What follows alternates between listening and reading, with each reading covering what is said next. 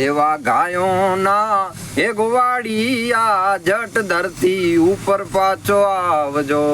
તારી ગાયો રે એ ભૂખે રે મરે છે, એ કપાય છે અને માનવીના પેટ રે નથી ભરાતા.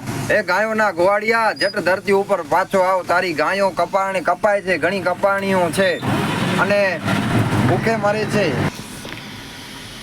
અને જે ગૌચર ધરતી છે એ દબાય છે, એ માનવીઓ દબાવે છે અને નાના મોટા માણસો એના માટે લડાઈ કરે છે, ઝઘડા કરે છે, પણ ગાયો માટે કાંઈ નથી રહ્યો.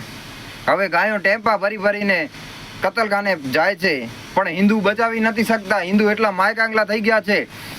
અને હમણાં જે ધરતી જમીન જે ગૌચર માણસો ગૌચર જમીન દબાય છે એને તો પાપ લાગે છે, એ તો ગલત કર્યું છે.